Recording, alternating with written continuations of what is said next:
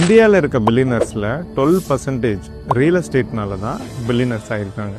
அப்போது மீதி உள்ள 88% அவங்க வேறு பிஸ்னஸ்னால பில்லியனர் ஆனவங்க தான். அதில் ஷாக்கிங்கான விஷயம் என்னென்னா, இந்த 88% பில்லியனர்ஸில் 71% பில்லியனர்ஸ் லேண்ட் இன்வெஸ்ட்மெண்ட்டை தான் அவங்க செகண்டரி பிஸ்னஸாக பண்ணுறாங்க. இதுக்கு காரணம், ஒரு லேண்டை வாங்கினா அந்த லேண்டை வாங்கின ரேட்டை விட கண்டிப்பாக அதிக ரேட்டுக்கு தான் விற்பாங்க. So risk free, profitable and real எஸ்டேட்டோட மார்க்கெட் எப்போதுமே டவுனே ஆகாது, அப் மட்டும்தான் ஆகிட்டு இருக்கும். சரி, அப்போ நீங்கள் ஒரு இடம் வாங்குறீங்கன்னா ஃபஸ்ட்டு வீடு கட்டுறதுக்கா இல்லை இன்வெஸ்ட்மெண்ட்டுக்கான்னு டிசைட் பண்ணணும். வீடு கட்ட போகிறீங்கன்னா உங்கள் இடத்த சுற்றி வீடுகள்லாம் இருக்கான்னு பார்க்கணும். அது மட்டும் இல்லாமல் நியர்பையில் super market, college, hospital, school எல்லாம் இருந்ததுன்னா கண்டிப்பாக வாங்கலாம். அதுவே இன்வெஸ்ட்மெண்ட் பர்பஸ்க்குனா பக்கத்தில் எதுவும் இல்லைனாலும் ஜஸ்ட் 4 to 5 கிலோமீட்டர்ஸ்லேயாச்சு இதெல்லாம் இருக்கணும்.